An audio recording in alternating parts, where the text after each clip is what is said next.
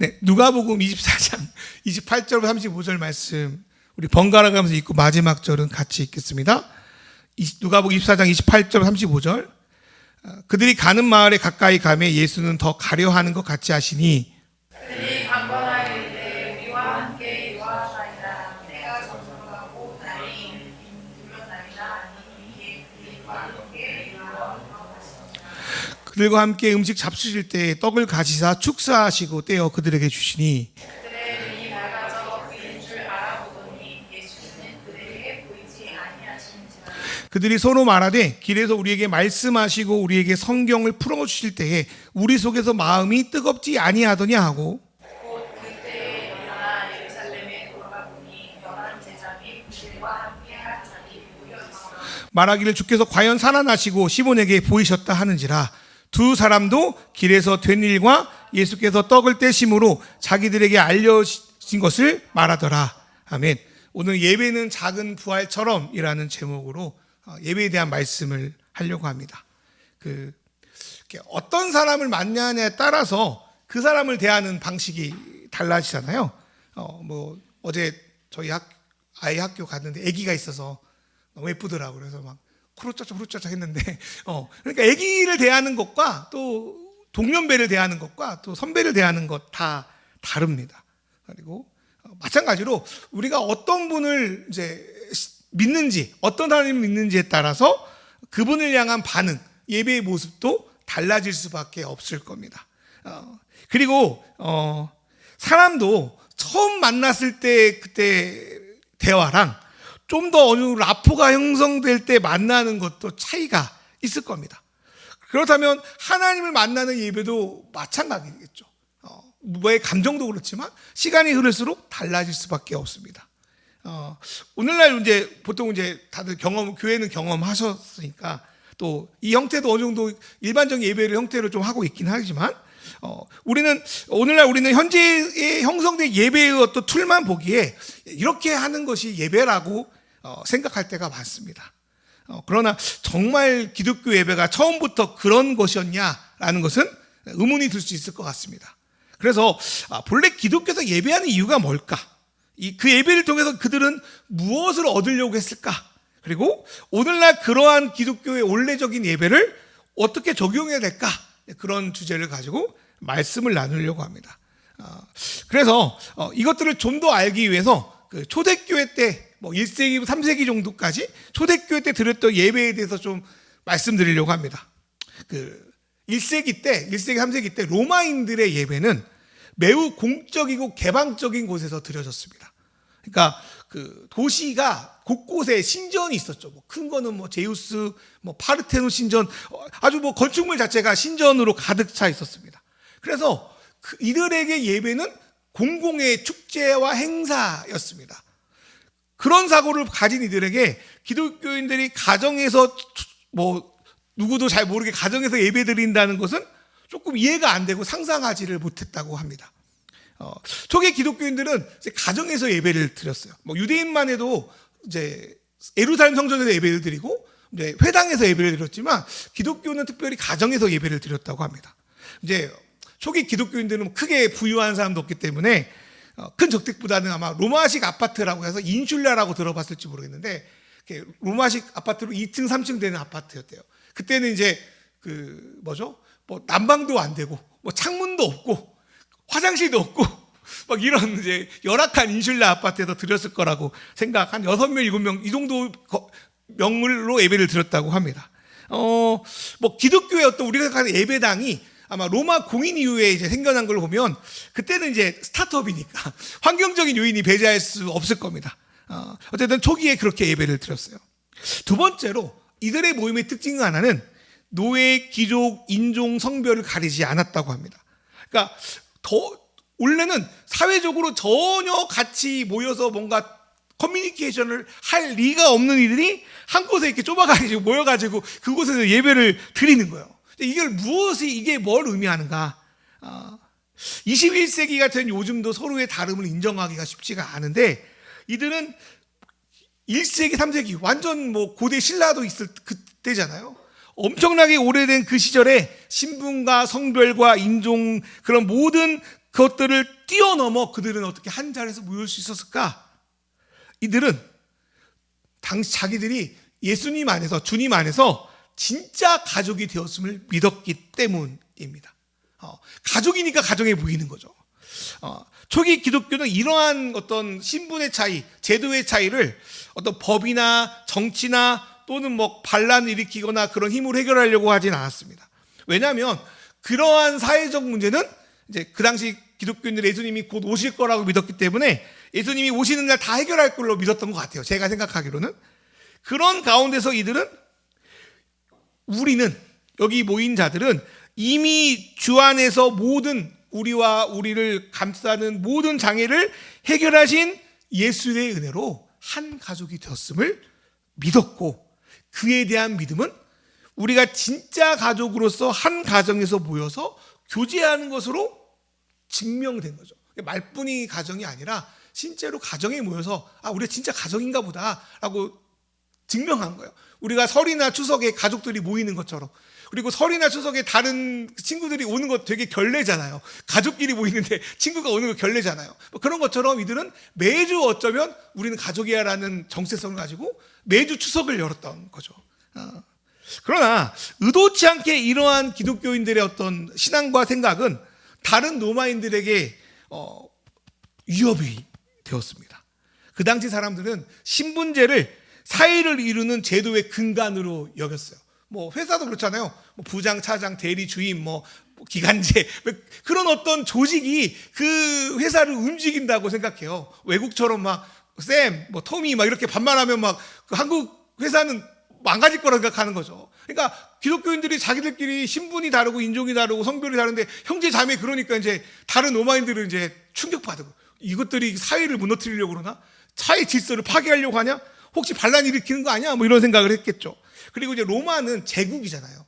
제국은 다른 나라를 점령하고 그거에 있는 자원을 빨아들여서 점점 커지는 어쩌면 좀 괴물이라고 표현할 수 있는 제국은 그런 제국인데 종교 안에서라도 서로 형제 자매라고 막 하고 있으면 우리 제국의 이념과 사상에 반대된다고 생각했을 수도 있겠습니다.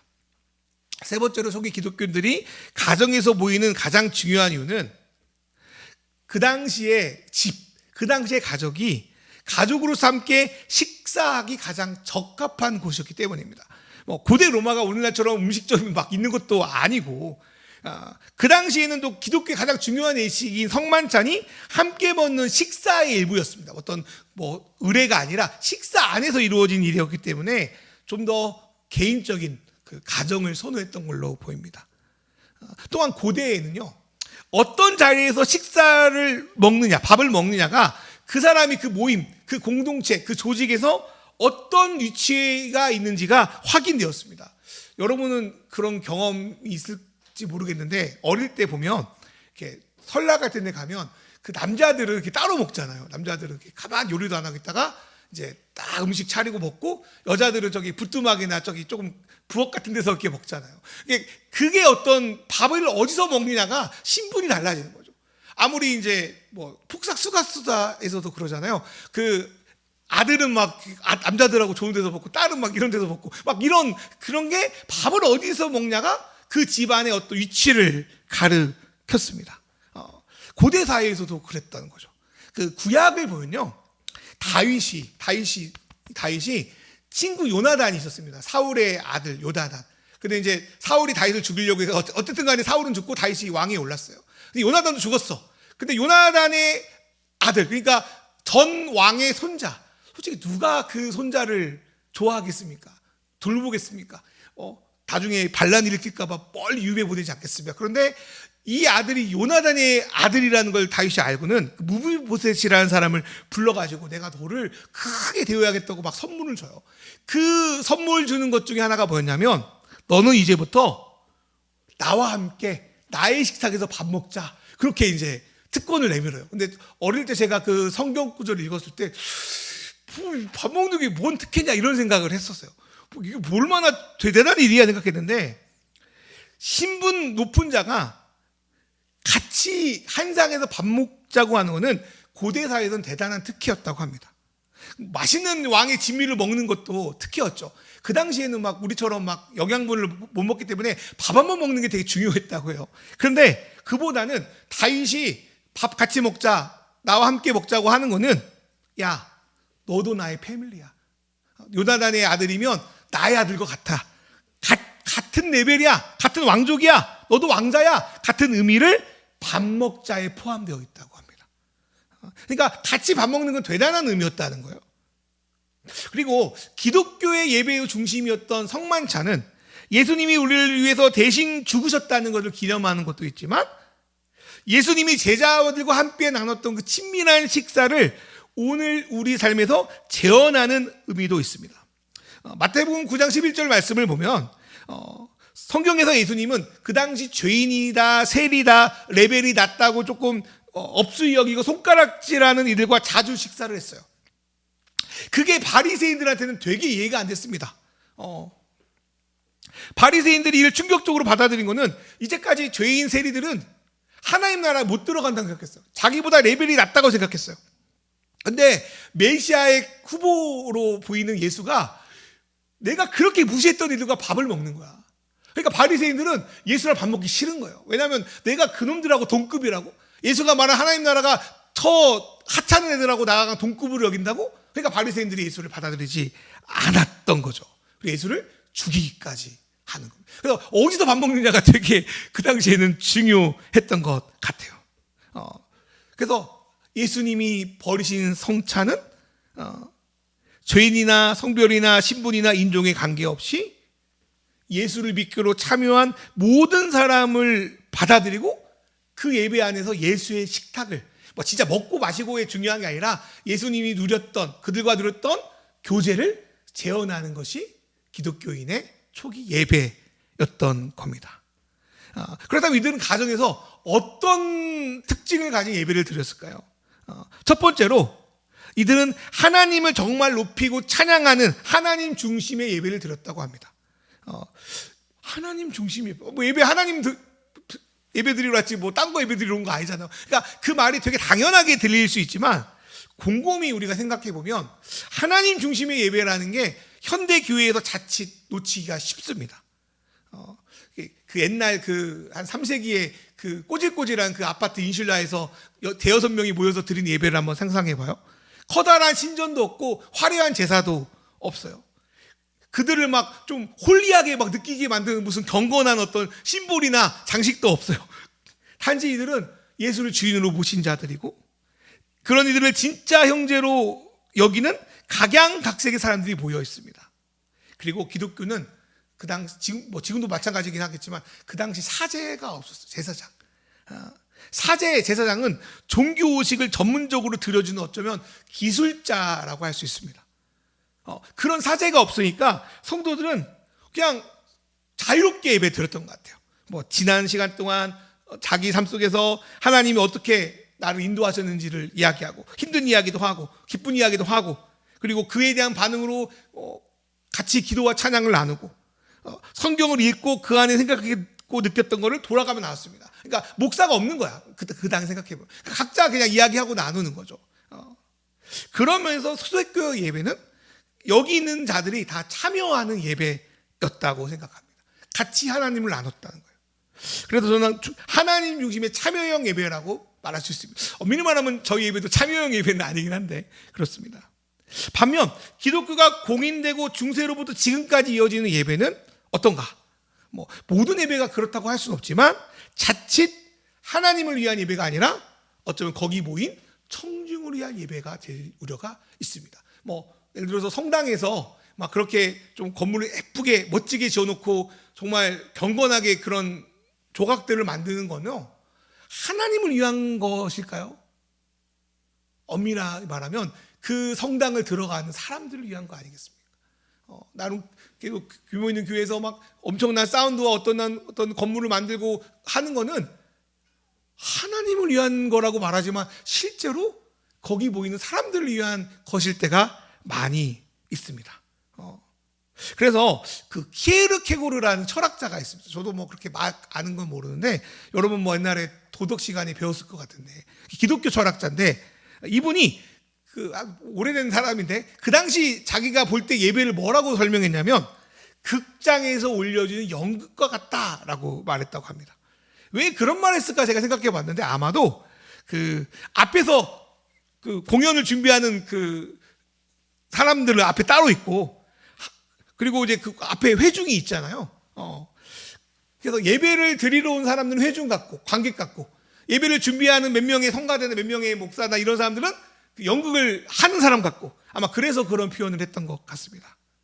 물론 뭐 저희도 마찬가지지만 여러저러 상황 때문에 그러한 예배를 드릴 수밖에 없는 상황도 있지만 어느 순간 저도 그렇지만 중심을 놓치면 우리가 드리는 예배의 기준이 하나님이 예배를 통해 우리에게 뭘 말씀하실지를 주목하는 것보다 오늘 내가 드려지는 예배가 청중에게 어떤 영향을 미치는지가 더 중요하게 여기는 그런 예배가 될 수 있겠다라는 생각이 들었습니다.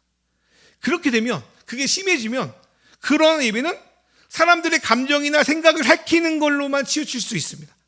그렇게 되면 예배 준비자들은 하나님을 예배하는 것보다 어떻게 하면 성도들을 좀 이렇게 감동시킬까, 카타르시스를 느낄까, 어떻게 하면 내 쪽으로 설득시킬까, 그런 데만 골똘하게 될 거라는 우려가 있습니다. 그렇게 사람에게 집중하게 되면 정작 자신은 하나님께 예배를 못 드리고 안 드리는 이상한 상황에 처할 수도 있습니다. 게다가 청중에만 집중하면 예배에서 가장 중요한 하나님을 향한 경배, 경외를 잃어버릴 수 있습니다. 형식이 어떠하든지 보이는 모습이 어떠하든지 우리를 위한 예배보다 그것도 뭐 어느 정도 중요하겠지만 하나님과 함께 예배하는 그런 초대교회 예배가 저와 여러분의 예배 되기를 소망합니다. 두 번째로 초대교회 예배의 특징은 감사로 드리는 예배입니다. 저번 주가 추수감사절이었는데 기독교 예배의 특징은 감사를 드리는 겁니다.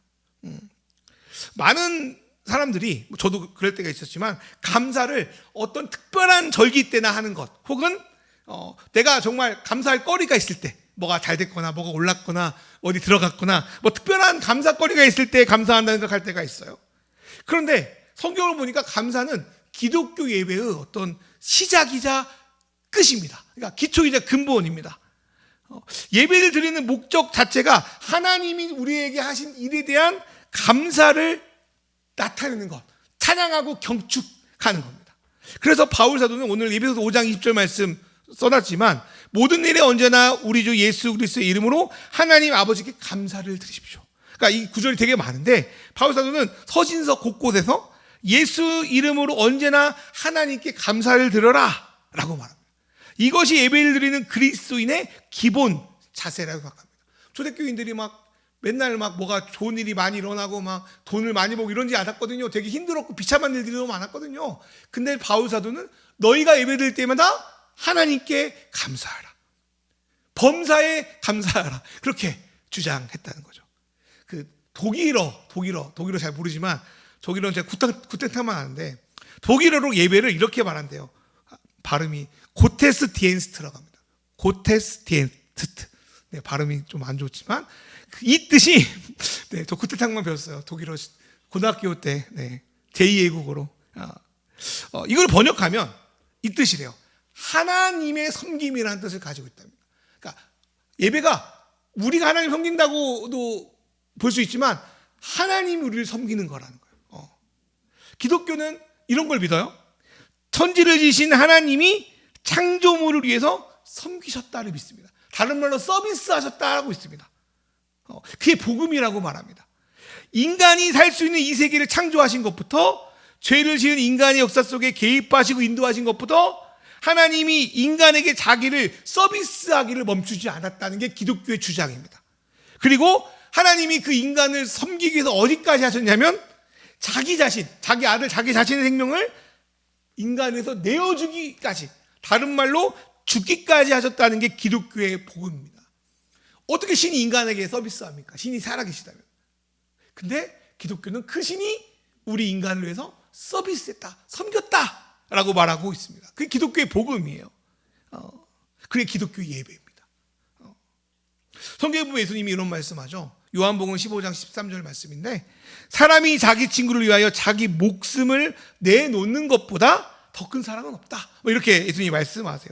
근데 다른 분도 아닌 하나님 아들 예수가 인간과 친구가 되기 위해서 이 땅에 오셨습니다. 그리고 인간을 자기 친구로 여겨주셨어요. 그리고 자기 목숨을 내놨습니다. 여기 말하는 자기 친구는 바로 인간을 말하는 거예요. 자기 자신이 친구인 인간을 위해서 목숨을 내주겠다라는 의미를 가지고 있습니다. 우리가 창조주 하나님이 자기 목숨을 내놓을 정도로 큰 사랑을 대가를 치르 우리를 사랑하셨다. 이거를 정말 우리가 믿는다고 한다면 우리는 예배 안에서 어떤 반응을 보일 수 있을까? 그분께 감사드리는 것 말고는 할 게 별로 없을 것 같다는 생각이 들어요. 여러분 감사하시길 주님을 축원합니다. 예배는 그래서 처음부터 끝까지 감사합니다. 하나님 나를 위해 죽으셨다고, 하나님이 나를 위해 지금도 함께 하시다고, 하나님이 나의 이름을 아신다고 감사로 차요. 일주일 동안 그 당시 초대교회들은 그 예배 시간이 새벽이었대요. 새벽 아니면 밤늦게. 왜냐하면 일하고 노예 생활을 해야 되니까 그 당시 휴일도 없잖아요. 그러니까 이제 일 시작하기 전에 새벽에 모이든지 다 일 끝나고 밤에 모이든지 그랬답니다. 근데 그 예배가 감사로 차여 있었다는 거예요. 그 감사가 회복됐으면 좋겠습니다.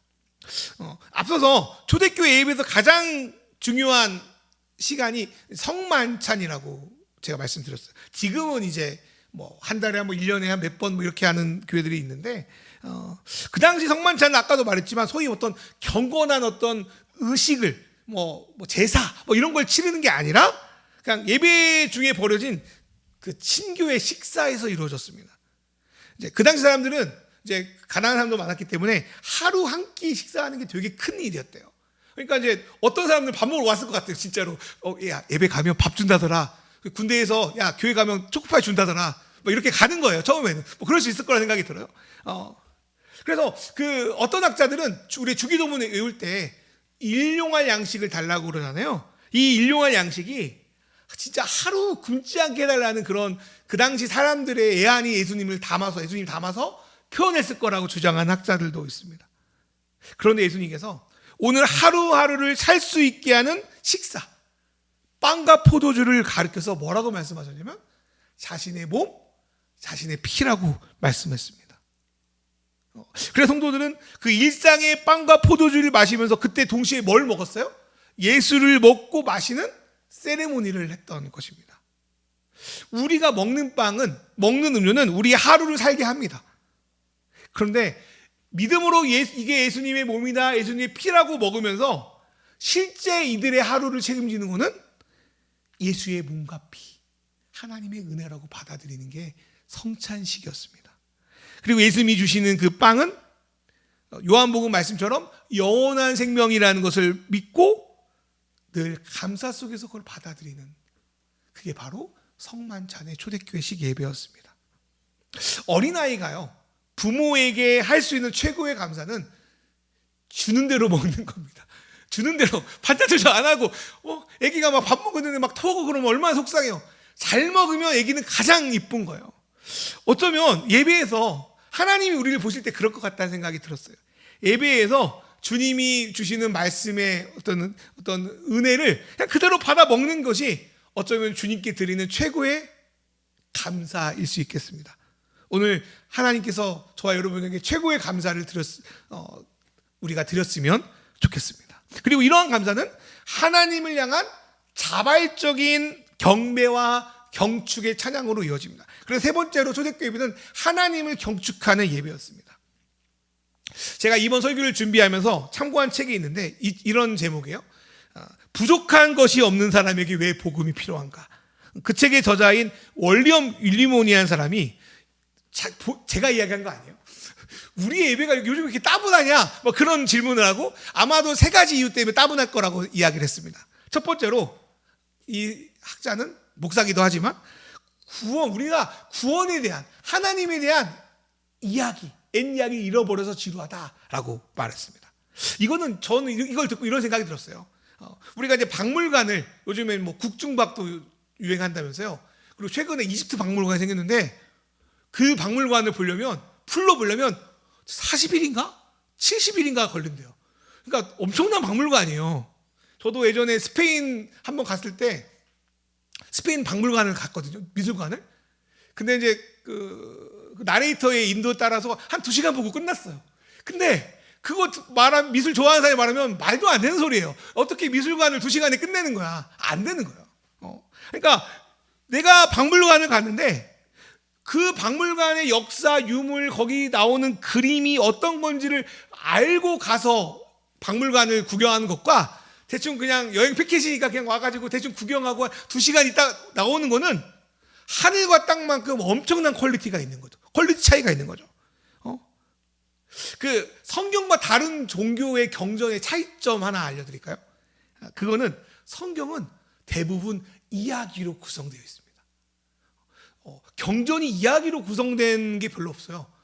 불교도 그렇고 뭐 이슬람도 그렇고 유대교도 탈무드도 그렇고 어떤 역사 속에 흐르는 이야기가 아니라 그냥 어떤 뭐라고 표현할까요? 그 좋은 이야기하는 그렇죠? 어떤 예화를 듣고 거기에 대해서 깨달음을 받는. 그러니까 기독교의 경전이 특이한 건 성경이 이야기로 또 역사적 배경으로 쓴 이야기라는 거죠. 우리가 이를 통해서 우리가 알 수 있는 것은 우리 기독교의 하나님은 어제도 오늘도 내일도 우리 역사 속에서 일하고 계시는구나. 그걸 감탄하며 경축할 수 있습니다. 그리고 우리 많이 들어봤지만 학교 때 역사를 모르는 민족에게 내일이 없다면서요. 그 말이 있는 것처럼 신앙의 역사를, 구원의 역사를 모르고 신앙생활하면 내가 박물관에 왔는데 하나님 앞에 왔는데 하나님도 누군지 잘 모르고 예배 드리는 거예요. 그러면 그런 예배는 당연히 따분할 수밖에 없습니다. 다시 말씀드리지만 하나님과 구원에 대한 이야기를 조금 알고 예배하는 것과 모르고 참여하는 것은 엄청난 차이가 있습니다. 겉으로는 별 차이가 없이 보이지만 지식이 없으면요 미술관 그림을 보면 이상합니다. 괴기예요. 근데 그림을 정말 아는 사람은 어떤 사람의 그림 잘하는 사람의 표현으로 가면 하루 종일 그 그림 앞에서 있을 수 있는 거예요. 그림을 알고 씹고 누리고 즐기는 거죠. 그래서 하나님을 알수록 그분을 경축할 수 있습니다. 두 번째로 예배가 지루한 이유는 그 월리엄 윌리먼의 말은 하나님이 진짜 나의 힘의 근원인 걸 잃어버려서 그렇다고 합니다. 먹고 마실 때 나는 예수의 몸과 예수의 피로 삽니다. 그 결단이 없는 거예요. 그러면 예배가 지루할 수밖에 없는 거예요. 기독교 복음이 복음될 수 있는 것은 하나님이 내 삶의 근원인 것을 받아들였기 때문입니다. 우리의 삶과 어떤 삶의 모양과 형식이 우리를 규정할 수 없구나. 하나님만이 나를 규정할 수 있구나를 받아들여서 그렇습니다. 하나님이 우리 아버지 되시는데 그분이 내 삶을 여전히 사랑과 긍휼로 바라보고 계신다. 하나님은 우리에게 세상과 다르지만 세상이 줄 수 없는 새로운 것들을 우리에게 주신다. 그럴 때 우리는 지루할 틈이 없겠죠. 그런 거 있잖아요. 어디서 요즘 주식이 유행이네. 어디서 주식이 비법을 알려준다고 하면 그게 나의 힘의 원천이니까 엄청나게 쫓아갈 거 아닙니까? 유튜브 찾아볼 거 아닙니까? 그렇죠. 하나님이 나의 근원이고 힘이다. 내 삶의 이유다라고 정말 믿는다면 하나님을 찾아볼 거 아닙니까? 하나님이 힘의 근원이라는 거 잊어버렸을 때 예배는 지루합니다. 마지막으로 월리엄 윌리먼은 예배가 지루한 이유로 평범하고 일상적인 것에 대해서 감사하는 법을 잃어버려서 그렇다라고 말합니다. 내 모든 일상이 그냥 당연하게 흘러가는 것이 아니라 하나님의 은혜라는 것을 받아들일 때 오늘 사도 바울의 말씀처럼 범사에 감사할 수 있을 겁니다. 감사는 하나님께 내 자신을 예물로 산제물로 드리는 겁니다. 로마서 12장 1절 말씀처럼 그래서 폴 틀리라는 신학자는 이렇게 표현했어요. 감사야말로 거룩하게 구별된 예물이자 세속 속 세계에 속한 어떤 거를 거룩한 영역으로 옮겨놓는 거라고 말했습니다. 저는 이 말이 되게 감동적이었어요. 여러분 하나님께 드리는 예물은 근본적으로 감사입니다. 그래서 로마서 12장 1절에 하나님이 기뻐하는 거룩한 산제물을 드리는 것이 바로 감사라는 생각이 들었습니다. 이렇게 우리가 구원의 이야기를 알아갈 때 하나님이 진짜 나의 힘인 걸 인정할 때 모든 일상이 하나님께 드릴 감사로 연결될 때 우리는 그분을 향한 진심의 감사, 경축의 예배를 드릴 수 있다고 믿습니다. 말씀을 마무리할 건데요. 어떤 사람들은 기독교 예배를 매우 우울하고 슬프다고 생각합니다. 왜냐하면 예배 때마다 주님이 우리를 위해서 죽으셨어요. 나의 죄 때문입니다. 막 슬퍼해. 슬퍼하는 게 기독교 예배야. 맨날 예수를 죽여. 예수가 2000년에 죽었는데 맨날 죽여. 약간 그런 느낌이 있어요. 맨날 슬퍼해야 돼. 내가 슬퍼하지 않으면 이상해. 엄숙하지 않으면 이상해. 그래서 어떤 사람은 기독교 예배가 장례식 같다고 표현합니다. 근데 솔직히 생각해봐요. 죽은 시신이 없는데 장례식을 드릴 수 없잖아요. 기독교는 예수가 비록 억울하게 혹은 우리의 죄에 의해서 죽었다고 하지만 다시 부활한 걸 믿는 사람입니다. 그렇기 때문에 기독교인의 예배는 기본적으로 경축입니다. 그래서 초대교회 때부터 기독교인들은 유대인들이 모이는 안식일, 다른 말로 토요일, 원래 안식일이 토요일이거든요. 그때 예배하지 않았어요.